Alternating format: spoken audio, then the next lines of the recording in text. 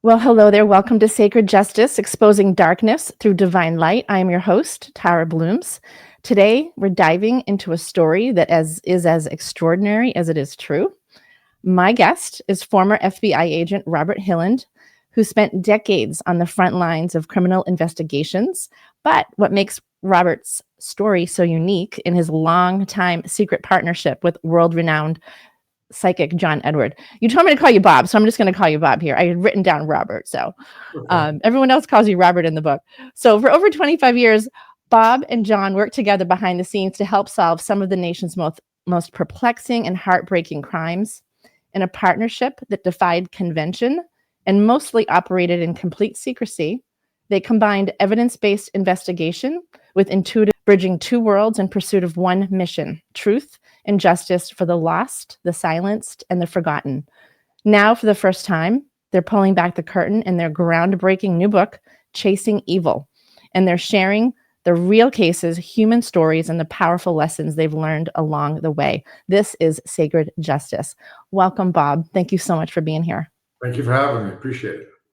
Yeah, it's going to be an exciting conversation. First, let me just say to you in person, I know I had written it to you, how much I enjoyed this book, Chasing Evil.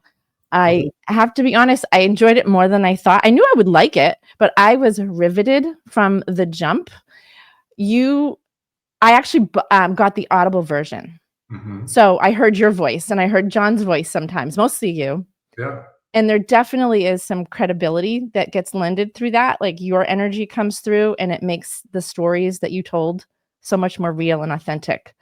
I laughed, I cried, I was on the edge of my seat. And I think that, as I just said to you backstage, I think that your role in this, I'm just excited to see what you're going to do. I feel like it's really, really big. So thank you for writing the book. How was this experience for you? Wow, it's been terrifying and overwhelming at the same time. It's been quite a journey. This is unlike anything I've ever done before. So we've had this secret relationship for 30 years now. So now to tell the story to the world is exciting and, like I said, a little bit scary at the same time. What's the scary part? The vulnerability about exposing who you are and Yeah, what you've been well, doing? you've read the book, right? I mean, Yeah. I'm a very up until this moment a private guy. Mhm. For most of my life and my career, I operated behind the scenes, right? Doing my job silently and was happy to be in that space. But as you know from listening to the book and reading it, it describes not only my journey professionally, but also very personally as well. And Yeah. telling the world that side, my own family doesn't know some of these things. Right. Yeah. I don't know about you, but I've learned through the years, getting older, the blessings of wisdom and aging, that Yeah, when we show our vulnerabilities, sometimes that can be what we learn is our strength. And that's true. I think that's what came through. Like, I didn't at all feel uncomfortable for you in this book. I felt like you really opened your heart up to people and we really got to know who you were. And Wow. I think that takes a shit ton of courage. Can I just say? Yeah, I was very hesitant on the fence to reveal some of these things, but I Yeah. guess everything happens for a reason, and this book is coming out for a reason. I'm not quite sure what it is yet, but I think it's happening for a purpose. It's really, really exciting. That's really great. So let's start from the beginning, Bob. So for our listeners who don't know your story yet, but they're going to buy the book because we're going to have a QR code here. We're going to have your book below. We're going to have a link to everywhere they can buy it. Great. Um, because I love how you explain how your unlikely path as an FBI agent Yeah. eventually led you to crossing paths with a psychic medium named John Wetter. So just tell our listeners about that story. Yeah. So I'm originally from Brooklyn, New York, and then later from Jersey. And I started my career off as a police officer in a small town called West Windsor, New Jersey. It was a small department. And back in 1991, there was a man who came to the station and reported his wife missing. His name was John Smith, and he basically filed to support that she had disappeared. He wasn't overly concerned about it, but as that investigation unfolded, it became very obvious that this woman, Betty Fran, had disappeared under probably nefarious circumstances, likely at John's hands. I had nothing to do with the original case. I was just a young uniformed cop, but I vividly remember the detectives working hard on it. But as they were looking into this, they discovered that the same guy had been married to another woman many years earlier in the 70s who disappeared under virtually identical circumstances. The parallels in both cases couldn't be denied. So at that point, law enforcement in New Jersey coordinated efforts with law enforcement in Ohio, Connecticut, Florida, everywhere this guy had been to try to bring the cases together without success. There was no body, no physical evidence, nothing. They ran everything to ground without success, and the case went cold. Fast forward 1997, I left my department and joined the FBI. My first assignment was New York, which is home to me. And of all squads, I was on this cold case homicide squad. And those cases that I investigated with the NYPD typically were involved organized crime, mob cases, gang cases, things of that nature, old cases. One day I got called back to my old department for some testimony, some other cases. And I bumped into the detective who had the original case. His name was Mike. And I sat down with him at his desk having coffee.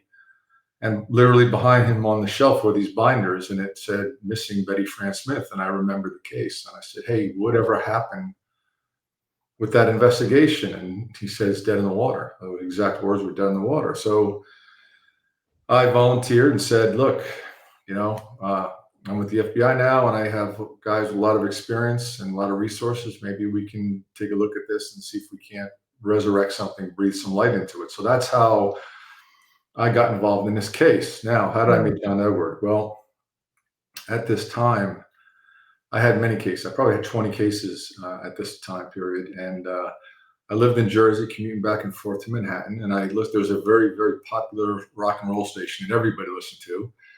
And this guy named John Edward would come on the radio. And it sounded like a shtick to me, like some silly thing. He would get on the radio and profess that he could talk to you. And in doing so, he claimed to be psychic. He could connect to your loved ones on the other side. And I thought, how silly could this be? And as I heard this, I would become frustrated and just shut the radio off or change the station. It was silliness. It was, come on, who's going to really believe this? And I dismissed it. A week or two later, I'd hear him again, hear the same thing. And again, I would have this, come on, people, this is ridiculous. And I would again shut it off. So finally, about the third time, maybe fourth time, and I remember the day. I remember vividly. I was driving. I was late for work, and it was raining, and I was on the Jersey side of the Holland Tunnel, and he's on the radio doing his thing. And this time, it really bothered me. I felt like this guy is now exploiting people who are grieving loss of loved ones. I went to my office and I called his office.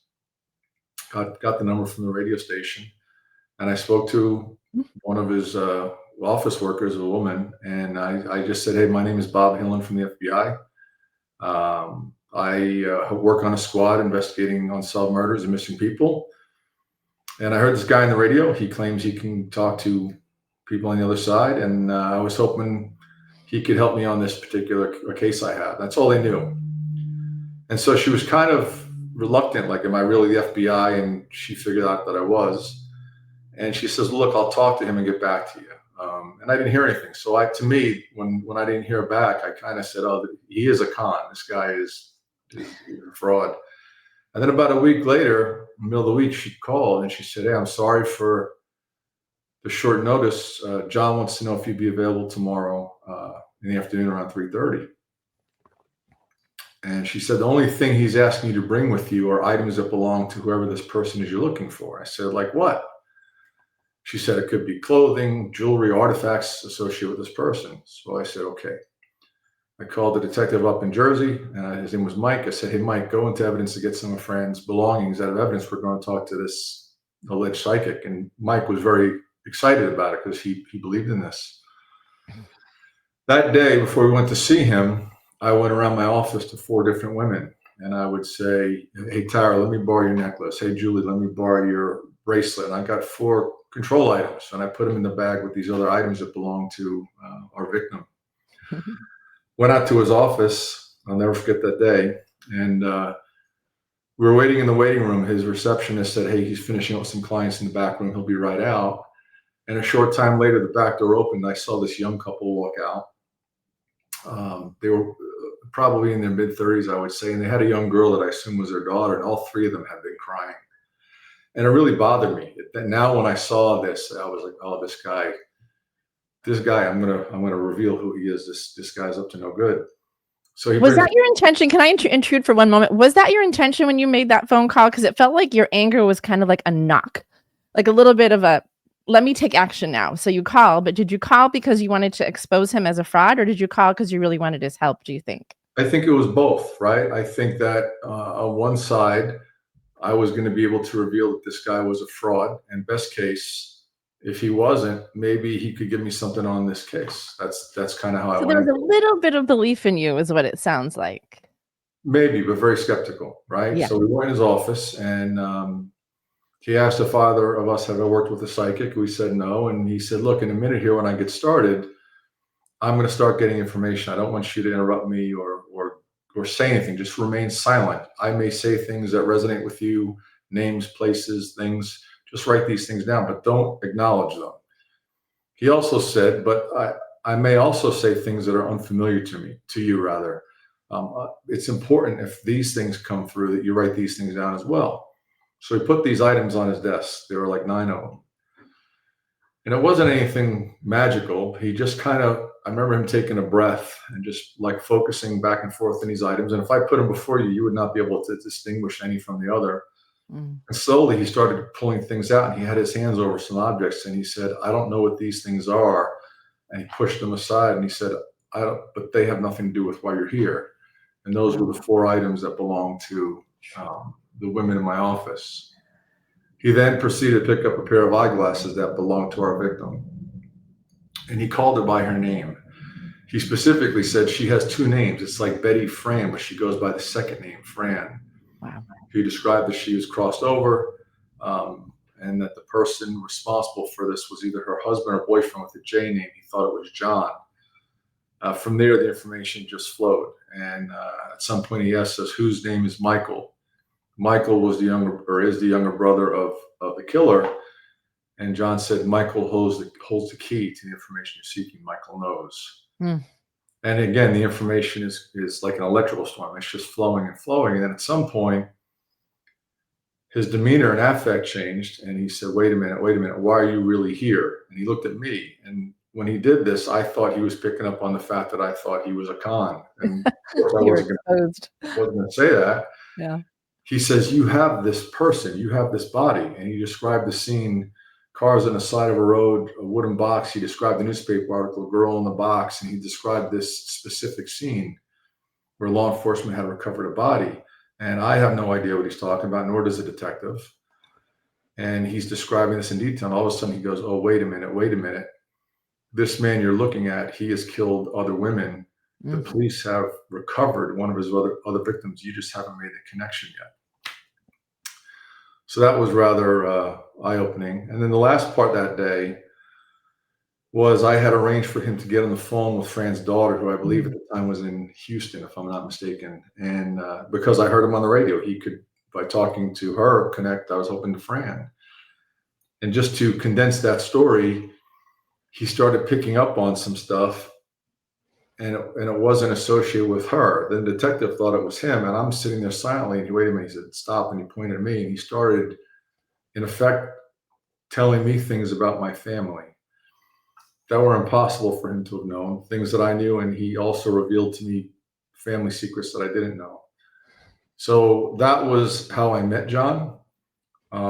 And it wasn't like I used the term, I didn't just jump in the water with him right away, but I was confused. I couldn't understand how this could be. I went home. It felt like somebody took a snow globe and shook it up. I couldn't sort this out. And I went back. Did I tip him off? And did I do anything that he could have known these things? And the answer every time was no. And I'm a man of logic, right? Of fact and evidence. So when I don't understand something, I need to ask more questions. So that prompted me to go back to him again. And that's how our relationship formed, and how I met him throughout that case. And that case led into the next one, the next one, the next one. It's amazing. The story that you tell in the book about you going back and talking to your family, your parents specifically, about the information that John gave you is so touching. And I will always remember, I remember where I was driving. I was in my car listening to that portion. I mean, I've listened to you walking my dog, in the shower, going to bed at night, because I'm constantly listening to podcasts. And I remember where I was when you were speaking about your parents, and it was touching and it was amazing, because Yeah. I know that your dad was kind of a hard guy, and Yeah. he He was hard. it didn't lend you to be open to this kind of stuff. But honestly, back in the 90s, Bob, Yeah. you were like 90 to 95% of most of the men, and probably a lot of women even, that I knew back then when it came to psychic mediums. It wasn't very I uncommon. think that everything you said is very true. My dad, I would jokingly refer to him as Archie Bunker, if people are old enough to remember who Archie Bunker was. Oh, So, heck yeah. you know, my relationship with my pop, we talked about three things. I always joke. We talk about the New York Mets, the weather, and how much he hates whoever the president of the United States is at that time. And that was the extent of my relationship with my dad. And so for me, to pick up the phone and talk to him and my mother about these things, it was rather intimidating. But that day, Yeah. when I called him and spoke to him and my mother, it was very dramatic. It was very remarkable. I know, and I have goosebumps thinking of it. And you know what I was thinking, listening to that? And maybe but I wonder what your dad received, because your dad did better than what his parents parented him in a certain way. He did the best he could with you, right? And Yeah, I get so, it. Yeah. I mean, Yeah, there's a word that guys don't use. It's called intimate. I never had an intimate relationship with my dad, yeah. and I know he didn't have one with his, and that was a rather Mm. intimate moment that we never shared before. So, yeah, it couldn't be denied what happened. It was touching. It was very touching. And then also throughout the book, you speak of your children and your connection to them, which is equally as touching, if not more. And I see how much better you've done as a parent. And I think that's what happens. We always want to do better than how we were I think raised. that's true, right? I mean, you learn from good examples and you learn from bad examples. So I Yeah. learned from both, right? So I try to be the dad that I wanted for myself, for my kids. Yeah. Well, I'm sure that you were. Thank you. So, you had mentioned, so your investigative expertise involves a deep understanding of human behavior. Like you said, you come from a world built on facts, procedure, hard evidence. So what was it like to bring like the complete opposite, like intuition and things that you couldn't see, into that environment? So that's a good question. I think that in the very beginning, I couldn't understand what this was. And then as that case unfolded over the course of some time, the things that John told me on that first day and the subsequent meetings I had proved to be true. So I could not deny the value that he provided. He was a resource. Now, just to make it clear, I worked many, many, many cases in my career that I didn't need John's help with because I had leads, witnesses, suspects. I had evidence, so I didn't need him. But there were other cases, many of which are in this book, where it doesn't matter how good of an investigator you are, you can run every lead down, and sometimes you don't have enough to make the case. And there's a frustration in law enforcement. Knowing something and proving it are two different things. Oftentimes you can know something happened, but proving it is another animal. And over the course of 30 years in these many cases, there were times when John would be very specific. And I think if you heard the book, there are cases where he gave me evidence, or he gave me things that I could action that led me to the evidence, I should say. He never gave me evidence, but other times it was more obscure, vague things. Like he would say, hey, look for, and he would give me symbols. Right. And he would say, when you see this, it means this, or look this way, it means you're on the right path, or conversely, this means you're on the wrong path. So I think, to your question, in the beginning of my relationship with John, there was this struggle in my brain, because when he would give me a sign of something or a symbol, he would say, and one of the things in the book refers to a soccer ball, right? He says, when you go here, look for soccer. There's going to be a soccer ball. I said, what does that mean? He said, I don't know, the soccer ball. And then when that thing would manifest in the case, the logical side of my brain would say, well, it's a country that likes soccer. This guy just has to be. Try to reason it. Yeah. So what does that mean? I mean, I would try to logically explain it away, But then over the course of my relationship with John, I learned just to accept these things for what they were and use them as best I could. That's what I learned. Well, I'm thinking I don't want to talk too much about the book itself, because you're doing other interviews where you talk a lot about it, and on this one I'm really focusing more on you. But when you do talk about the symbol, let's say the ball, you're also, I remember that you're also getting an intuitive hit. Like, you're realizing when you see that person, you're recognizing. So your intuition is kicking in along with what John told you about the ball. And those two things is what made you realize, okay, I need to act on this, is what it seemed like. Yeah, that's all true. And then there's other events that happen. And again, they're in the book. I started experiencing things, and it scared me. And I am not, or nor do I profess to be psychic. I am not. I think all investigators have a gut instinct or intuition. Mm-hmm. But there were certain things that took place that surpassed, and not even intuition, but experiences happen. And I thought I was going crazy, seeing things or smelling things or experience things. Oh, is this some of the things you mentioned in the book, like the perfume and that kind of stuff? Okay. Where it scared me very much. It really did scare me. And I thought I was losing my mind. I thought my imagination was running wild. I thought, okay, I'm under a lot of pressure here, and these things are manifesting. No. But they were what they were. And John would reassure me, no, don't be afraid of these things. These things are happening to let you know that you're on the right path, and they're signs.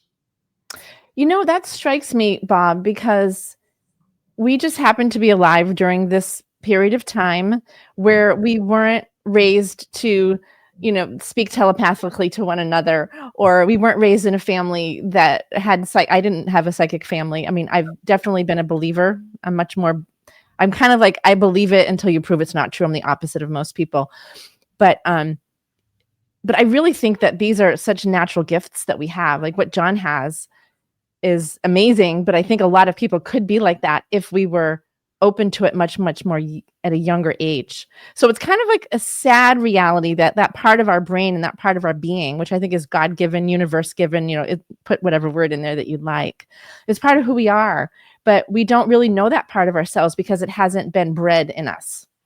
Yeah, that's probably true. I mean, I'm not an expert in this area. John certainly is. I think he would tell you when we're young, we have this ability that, and oftentimes you'll hear stories where parents see their kids talking to somebody in the room who's not there, or these odd experiences. And then as you get past the age of 4, 5, 6, then that is all like reasoned out of you or taught out of you. I don't know. I think in John's case, I've known him for all these years. He always had maybe an extra helping of this. And I don't think he acknowledged it at a young age. He thought that like everybody could see their dead loved ones or whatever. And then circumstances happened that brought him into this path that he is now. So yeah, it doesn't sound like he was raised in that environment either. That was very warm and fuzzy in order to cultivate his gift, right? With his dad as a cop. Ironically, his father was somewhat similar to mine. We had a lot of parallels there. His mother was very much into psychic mediumship and spirituality, and he would laugh at her and make fun of her, much like I made fun of him. And it's funny, when he realized this, he had a meeting, I think at 15 years of age, with one of his mother's friends who happened to be psychic, and he said, yeah, this is nonsense. And in that interaction, he had the same experience I had on that day. So yeah. You guys have been intertwined for sure. This is divinely inspired. Maybe we don't understand completely why, or maybe it's not important. It's almost like the mystery of that is what adds to the magic, I think. Again, you made reference, as you get older, you have hopefully gained some wisdom through experience and trial and tribulation. I think when you look back on your life, you can connect the dots, right? And I have to believe that whatever forces brought John and I together, it happened for a reason. It wasn't just an accident. No way. I mean, I believe that strongly. I do too. And like I said, I kept feeling in this book, you're not done, meaning you're not done. He's not done. That's what I was hearing. He's not done. He's not done. Yeah. That's all I know. Cause I feel like this has bigger than maybe even you realize yet. So who knows? We'll wait and see. Because I think that you are a beacon of, you're almost like a harbinger of light, and you're going to be giving permission to a lot of people, and especially men. I don't like to generalize because not all men are non-believers, but I think generally speaking, I think women can be maybe more open to this kind of thing.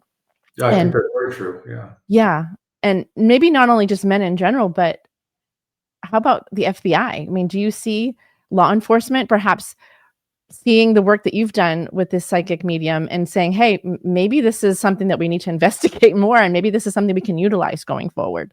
Yeah, I don't think we in law enforcement as a practice consult with psychics, and that's because we live in a world of facts and evidence, right? Right. And we don't oftentimes have the luxury of time at our disposal, right? Time is often against us in cases. So the Yeah. thought of interrupting our efforts to talk to a psychic seems silly. And to be honest with you, but for my road crossing with John's the way it did, I'm the last guy that would ever talk to a psychic. Last guy. That's, you asked me what scares me a little bit because my reputation is important to me. I wanted to be the best FBI agent I could be, and I think Mm, I did that. And the last thing I would want my colleagues to know is that I was talking to a psychic, right? For right. obvious reasons, they would thought I've lost my mind or something of that nature. But to your question, I think law enforcement will consult with psychics on a case by case basis, and that will be in instances like the ones I brought to John, where they have no more leads. They run everything down, and somebody in that world has some credibility. I think the challenge, to be honest with you, is I have nothing but respect and love and admiration for John. He's a Right. brother to me, and That comes through. he is who he says he is, and I will defend him till the day I die. There's no doubt about that. But I also think, I'm sure there are other people who have his abilities or gifts. I don't know who those people are, but I think there are a lot of people who want to have those abilities. And Right. it's easy to say, oh, I see the missing person by a tree or by a body of water. Mm. That doesn't help me. Give me something more specific that I can take action on. So I don't think generally that law enforcement will be talking with psychics, with exception on certain cases. Hmm. I'm gonna hold off and see what happens. I have a funny feeling. I think, like I said, I think your role in this is so much more powerful. I mean, who knows?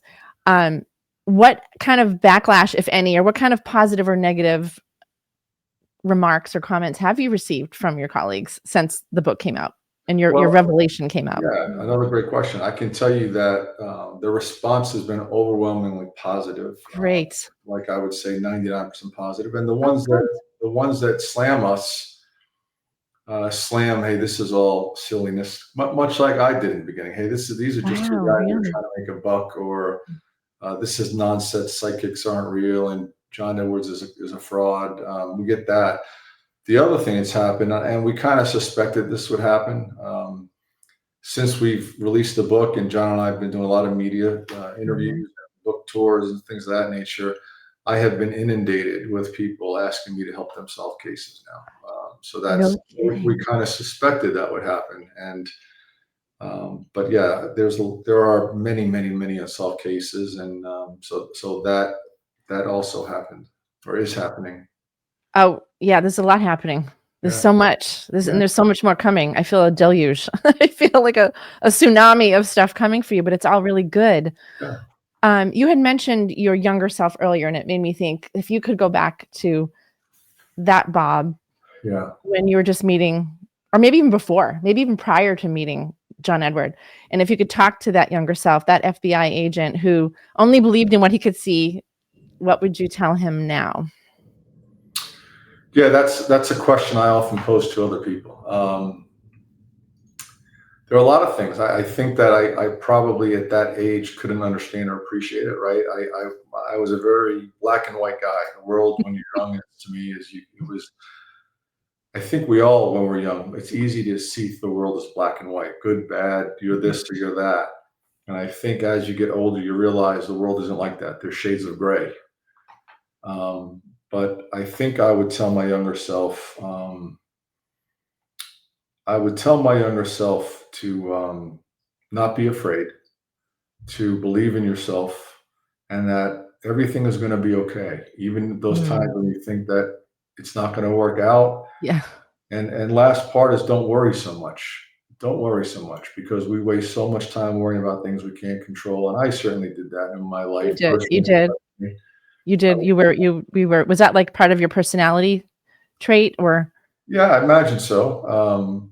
Yeah, I spent a lot of time. I never. I think I never wanted to let anyone down, and that's a blessing and a curse, right? And I was like a Yeah. dog with the bone. I couldn't let things go, and that may have made me a great FBI agent. But in your personal life, when you don't let things go, it's hard too. So I had to Yeah. learn that. You know. Yeah.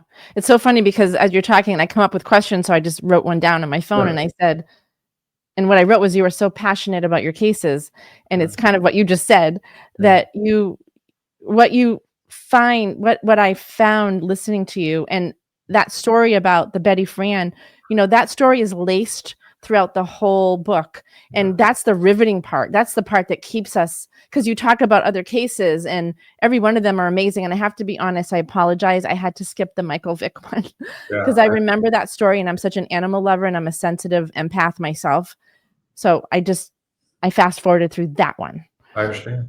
Yeah.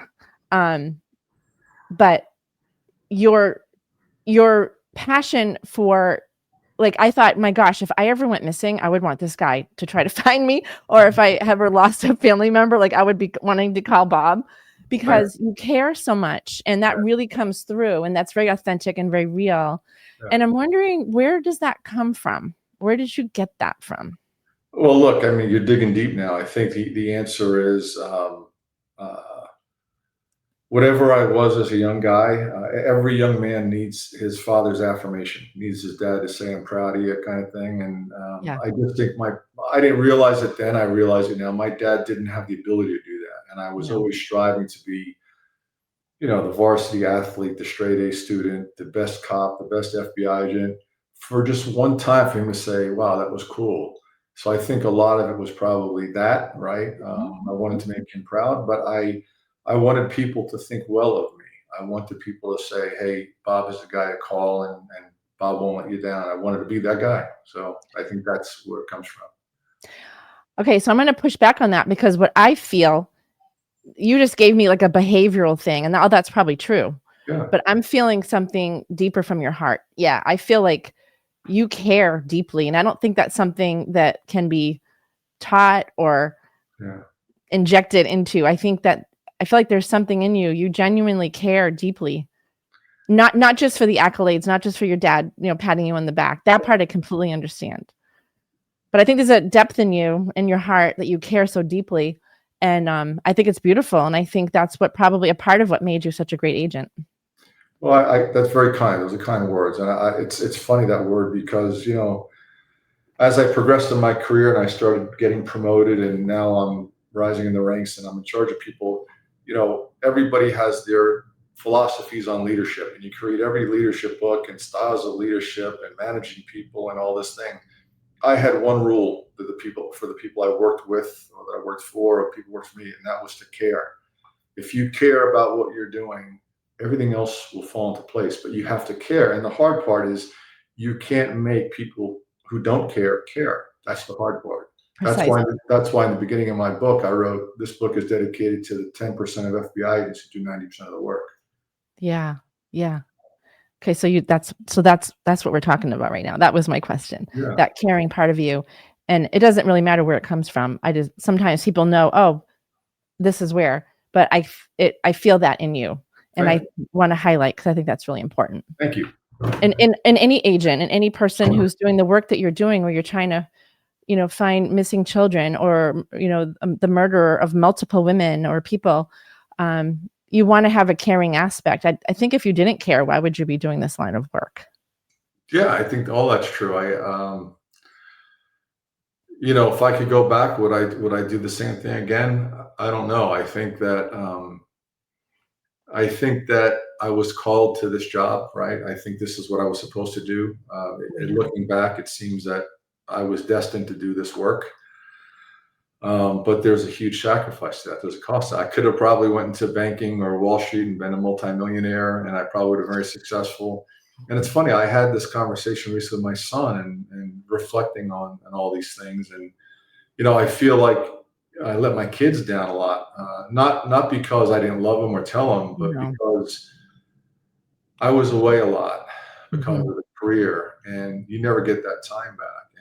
Yeah. But with both of my kids, I would say, they would ask me if you could go back and would you do it? And I don't know the answer to that. And I remember recently telling my son, I don't think I would. I think that I probably would have done something where, I could have made a lot of money and drove a nicer car, had a bigger house and all that. And my son said, you know what, Dad? If you did all that, I'm sure you would have been successful. But Mhm. all those people you helped, that would have never happened. Yeah. So you have to look at it like that. If you didn't have this job, all these people you touched, it wouldn't have had the same outcome. Those are wise words from your son, Connor. How old is he now? 30. Oh, wow. Yeah, Yeah, kind of they're old. they're a big presence in your book, and I love that too. And I got that you were not home a lot, and you were married to your job. There was another woman in the relationship, which was this woman Fran throughout the whole, your career, basically. Right. And I understand that, and it's kind of a common. And I'm not trying to liquefy your story, but Yeah. like when we watch movies, when we hear stories about cops, this is like a thing. There's something that you guys have. It's this grit in your nature. Like not everyone can do what you do. We just can't. Not everyone can do what you do as successfully as you do, but there is a certain sacrifice because I don't know how you can do both really, really, really, really well. Yeah, I wasn't good at doing both well. I have to own that. And I don't know that it's unique to my profession. I think that whatever your craft is, Mm, I think especially when you're young, you're passionate about things. And no matter what it is, I think we tend to put all of our energy in that basket, and just because we don't want to fail. And the reality is you need, at the end of the day, one day you're going to retire, and then what are you left with? yeah. Right. If you're lucky to retire, when no one's promised tomorrow, right? So Very true. Very true. yeah. Well, I hope that you don't have a lot of regrets for your kids. I because I mean, to me, the biggest like suck of energy is a regret. It's like a big giant ball and chain that we just carry around with us. So my prayer for you is that you don't carry that around if you have that, because Yeah, you've no, done I such think great work. I'm in a good place. I've learned to let things go, right? I'm at that point, where things are what they are. It is what it is, right? And I can't get twisted up about the things I can't control, right? I just can focus Yeah, on the things that I can, yeah. and all I can do is be whatever time God gives me left, be the best person I can, and serve those around me. And I really hope that I leave people better than I found them, and that when I'm gone, people will remember that I made an impact. Well, I'm pretty sure you're going to be around for a long time, even after you're not here. Your impact is massive and it's just getting started. As I said, he's not done. He's not done. I'm no psychic. I am no John Edward, but I have been known to get messages for sure. So, I started this podcast, Bob, because I realized when I was kind of viewing the Karen Reed trial, you're probably familiar with the Karen Reed trial and John O'Keefe. That's up in my neck of the woods, and I just noticed how important, and it's not that's not the only case, but that's what kind of brought it to the forefront, the importance of justice in community and how important justice is to people. And spiritually speaking, justice means more than just fairness or legal correctness, incarcerating someone if they've done something wrong or putting them in jail or whatnot. It refers to like a deep moral alignment with truth and compassion and divine order, maybe for some people might think. But I'm wondering for you, because justice is important to you, and this is a big reason why I wanted you to have you on the show, because I know that justice is so important to you. But I want to know from you, why is justice important? What is it about justice that drives you to do what you did? Well, in its simplest sense, justice is righting the wrongs, right? But what I've learned the hard way is that justice isn't always what we think it is or what we hope it is. I believe strongly that there is this term that gets thrown around called divine justice. Mm, We may not see it here, but you can work cases until you're exhausted, and sometimes you can't bring the case together.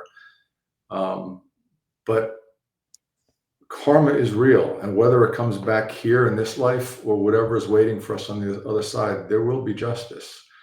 And there's this other word that gets thrown around called closure. Like you hear closure for the families, mm, closure for the victims' families. In so many cases where I found the victims of those missing people, there may be a temporary like, oh, well, now she's at peace, but there's never closure. no. It's just a new normal. It's a new emptiness. So I don't know that closure is real.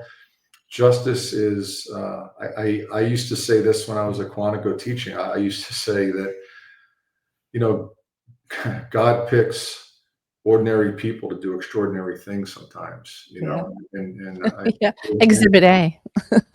thank you. And I think that he puts people in places to make a difference. And it's up to you whether you're going to step up and do it. That's what I think. Well, I'm glad you brought that up because I did want to say, and I kind of felt myself cheering you on at certain times during the book, that I was almost, and this is going to sound really strange, but I felt like proud of you for realizing what you were realizing and stepping up, because you could have very easily just shut all of this down and gone in another direction. And it was very aware, I was very aware of the fact that, wow, I'm so proud of this man who, this is a complete 180 from what he was, what you were used to. And it would have been so easy for you, wouldn't it have been, to just to shut it down and to justify whatever the reasoning was, and just to be like, oh, this is a bunch of hogwash, and You mean just with walk John away. Edward, you mean? Do you mean with John Edward? Yeah, all the things. It would have been so easy, wouldn't it have been? It certainly would have been easy, but sometimes the easy thing isn't the right thing, right? I think it would have been Exactly. That's foolish. why I'm cheering you on. Yes. I think it would have been foolish of me, right? Because what I didn't realize then that I realize now, and I think maybe you got this from the book, is in my efforts to find all these people and work these cases, in some weird way, I was finding myself along the way. Yeah. And you Oh, yeah. know, it's that journey we all go through in life. And I use this term, this example. Oftentimes when we're going through hard times in life, and nobody gets a free pass in life, everybody's going to get something. People are going to get, God forbid, sick or lose a loved one or divorce or whatever those things happen in your life. Pain is going to happen, Yeah. and some things hit you hard, and it's easy to lay down, right? Yeah. And you look up and you say, why me? And you curse and you don't understand it. But then at some point, once you manage to get through those things, you realize that some great thing happens. And you look back and you say, wow, if I didn't go through all of those bad things, I wouldn't have reached this great thing. 100%. Right. And so Oh, I yeah. think that was a big lesson for me in this. That's the sacred part of life, if you ask me. And I think that's what makes growing older so much better. Cause I didn't know that at 25, but I know it now at my age, a little bit older than that, and I'm actually at the point now, Bob, where when a valley comes my way, when I'm in that sacred valley, I thank God for it now. Cause I'm like, okay, cause I know this good stuff coming. So you have to ride through it. Sometimes they're long and deep and dark and lonely, and sometimes they're short and sweet. But I've actually gotten to the point where now I'm grateful, and I've developed gratitude for the difficulties in life, because Wow. you're right. We're on planet Earth. You're not getting out of this place without difficulties. And what we don't learn from, when you climb a mountain and you see a beautiful view, that's not the lesson. That's a reward, but we don't learn from that. We learn from being down in the deep, dark muck of things, right? I mean, Yeah, I think everything you just said is true. I also think that, and I'm going to credit John for teaching me this, is that, you know, there's these patterns in life or these cycles. And what happens is sometimes the trials happen for a lesson, right? And you oh, have yeah. to learn from it. And oftentimes, and we all know people that seem stuck in their life because they're repeating the same mistake Yes. over and over and over They're again. not getting it. Just Yeah, not getting it. and then the challenge becomes when you're not learning from it, the lessons become harder and they become more costly, right? Absolutely. It's like, Yep. don't touch the stove and it's hot. At some point we all get burned, and you have to learn your lessons. And I'm still learning, and I'm sure you are too, right? And it is, you just said something very mature. You're grateful for the hard times. That's pretty mature to say. I don't know that when the hard times happen, if I'm grateful for them. I just know that the best, here's my philosophy. My philosophy is more like this. When I was a young guy and the waves of life would hit me, right? Which happened.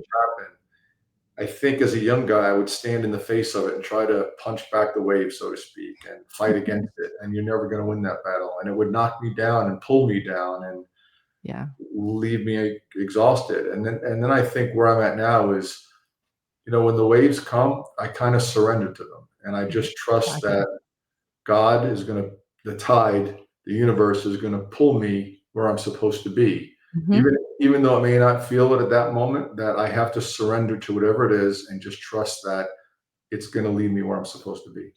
That's beautiful. And I totally agree. That's kind of like being grateful for it in a way. And I know it's really tricky. And I'm not always right there. Like sometimes it takes me when I'm in it, and I'll be walking my dog Hopi, and I'll be like, oh, that's right. I'm supposed to be okay.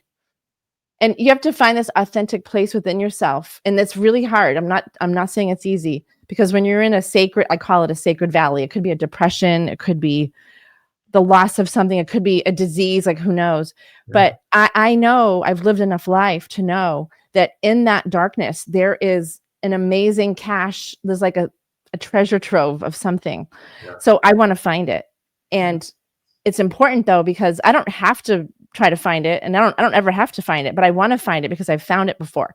Yeah. So I always look for it. And if we can all be grateful for the negativity in our life, which is so counterintuitive, it makes zero sense at all.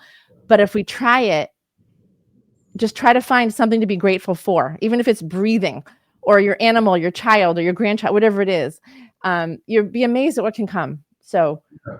I've just and just to add to that, Tara, I would add that like you, I know a lot of people. I have many acquaintances, and I have some good friends too. My go-to people, the people that have, the ones that I call, yeah, are the people who have the most scars on them. They've been through the hardships in life, right? They're the ones that have been in the ring and have been punched in the face and gotten back up, because if they can go through those things and come out, then they can help me get back up too. So yes, no, there's no question. I have one more question about your children. I want to know what this collaboration with John has done to make you a better father, because I'm assuming you can't separate everything. So how did that affect you in fatherhood? Yeah, I will tell you that I was always very invested in both of my children. I have a son and daughter, Katie, and everything they did, I was supportive. I was at all their events and games and music and lessons and all that stuff. But I can't deny there were long absences. But more specifically, I had written the first draft of this book probably, I don't know, 6-8 years ago. And I think for me, it was more like a journaling exercise, that one day somebody would read this and realize, oh man. But then I realized this was more tribute to my kids, right? Because I wanted them, in reading the book, to say, we get it now. We understand why you were away. We understand the things you went through, and that it had purpose. I wasn't just off, having fun. I was doing things, and they need to be recognized for that sacrifice of their dad being gone too. I hope that they get from this how grateful I am to both of them for those absences. I got that. So I hope that, I'm pretty sure they're going to, but they're going to get it in a different way. Yeah. But it's so clear and heartfelt how connected you are to your children, and what an important, part of your life they are, which is amazing. They're my world. Yeah. Yeah. And I love that. What would you say has been the most humbling, the most awe-inspiring moment of this entire journey that has made you stop and think, whoa, this is bigger than me? Yeah, I would have to answer that.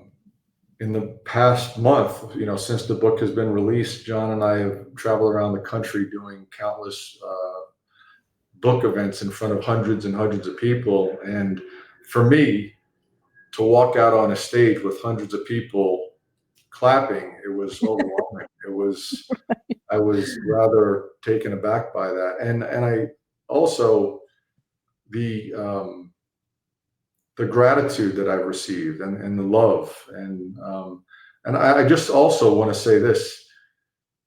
I am simply a reflection of thousands of men and women like me who right now are doing these jobs, Yeah.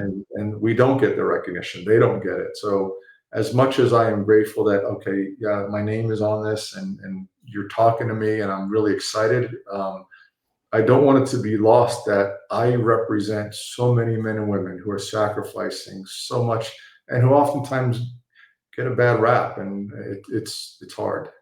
You do. That's a great subject to bring up because, what message do you feel called to share with other law enforcement officers or military backgrounds, people in that area who may be quietly experiencing intuitive or spiritual awakenings, but don't feel comfortable sharing it or stepping into it?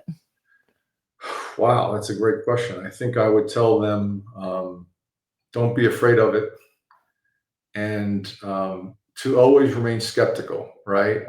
Even to this day, um, when I deal with John, I'm still skeptical. I mean, Old habits die hard, huh? I haven't checked my brain at the door. I am open to it, Yeah. but I'm not a fool either, right? And so it's. I guess I would tell them that there is this other world. There is this other side. The one thing I've learned personally is that, I grew up when I was a kid going to church like all of us. You go to school and you learn about God and the Bible and Jesus Christ, and you learn it. And I all of my faith is as strong now as ever, if not stronger. That is not in question. Jesus Mm. Christ is my Savior. I don't take that for granted for 1 minute. I'm very grateful for that. But I will tell you that my relationship with John and things I experienced convinced me without a doubt that there's more to life than whatever this is. This is the beginning. There's more waiting for us that we Yeah. can't even begin to understand. As much as we think we may know, I think God laughs at us. You know? It's funny. I had a conversation with a cousin of mine who's actually not doing well. She has cancer. And we had this really heartfelt conversation a few weeks ago. And I said to her, what if dying is like the biggest scam in the universe? Like, what if because we all do it, right? Nobody gets out alive. What if we just cross over and we're like, well, that was a load of bullshit. Like we spent our whole life being so terrified and not living enough because we're so afraid of dying. But what if it's just a big scam? And why not believe that? We're all going to find out eventually, right? Yeah, So we are. I think that's a great way to phrase it. I yeah, think we don't do well talking about death and dying, but I have experienced firsthand things that are unexplainable that can only be explained by the fact that the consciousness exists after we pass. There's no yeah, doubt about it. yeah. Oh, I totally agree. I mean, Yeah. I 100% believe that. I think I know where I'm going when I die, but again, no one else has to believe what I believe. We're all going to find out for sure. I Mhm. just don't think it's going to be as bad as we all think it is. But isn't that an interesting aspect of our life though, about like we're all going to die and it's all going to be over. And it's such a weird, if you just think about it from a profound aspect of it's such a bizarre part of our lives that we're all going to die, but nobody really knows what happens. Yeah. Very true. It's very, very interesting. Yeah. Well, you've had this journey of like I see this like the structure and the discipline of the FBI in ways that I probably can't even understand because I don't have that left side of my brain that you have. I just don't. Um, all the way over to the mystery and the grace of divine guidance and the impact that it has had on your life. Mhm. I can feel it. I can sense it, not in a way that is 100%, I'm sure. And maybe you don't even know yet, the impact of that. I think you're right. Yeah. I kind of like you're just getting started. I do keep feeling like you're just like you're retired from the FBI, but you're not retired anymore. Like you're on to something else. So what's next for you? Well, I'm retired from the FBI. I'm still working just in like a consulting capacity. I still work for the government, but just doing other things. So I teach now. I teach the next generation of people to do their jobs is what I do. So I'm still working, Oh, but fantastic. I think that this book is opening up new opportunities, some of which we anticipated and many that we didn't anticipate. So I think this is going to lead to other things. And like I said earlier, I know that God is going to pull me where I'm supposed to be, and it's my job to be prepared for it. Right when that opportunity presents itself, I have to be prepared and ready and represent Him well. It's what I need to do. Well, you've done well so far. Your story is proof that courage takes many forms. Sometimes it's chasing a subject or a bad guy. Sometimes it's daring to believe in what you can't see. I think that's And true. you did both. That's why I was applauding you, because I know I can recognize the courage that it takes. And I think sometimes chasing the bad guy is easier. It's easier to use that courage to do that because you can see Yeah, it and you can feel it and you're running yeah. after them. I think But that you that's chose right. you had courage to go into the unknown, and I think that's amazing. That's what I think part of your legacy and so much more is going to be. I think that's very wise, and thank you for that. You're I welcome. think that the harder part is chasing the demons inside of ourselves. Yeah, We all have them, and to acknowledge them and to go after them, because only by turning the lights on those things can you make them go away. Right? absolutely. Can I hire you to chase my demons? You may need more time on this podcast. I probably don't have enough money to pay you for that either. Okay, this is just an off the wall question. I'm going to let you go because you've been so gracious with your time. You didn't even know me and you agreed to be on the show. So that just speaks volumes to who you are as well. But how many stories did you and John leave out that you could not, like, that will never see the light of day? A lot. I We knew we, it. I we knew it. picked the ones that the public would most recognize, Oh, darn.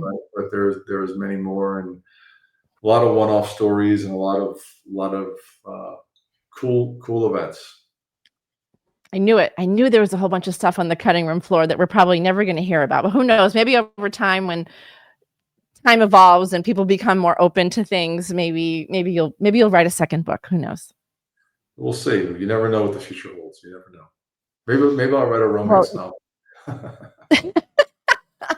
well, you know what? I mean, considering what you've done in the past, like who knows? Maybe that's also in your future. Yeah, I don't know about Um, you Well, I hope that everyone buys your book, listens to your book, Chasing Evil.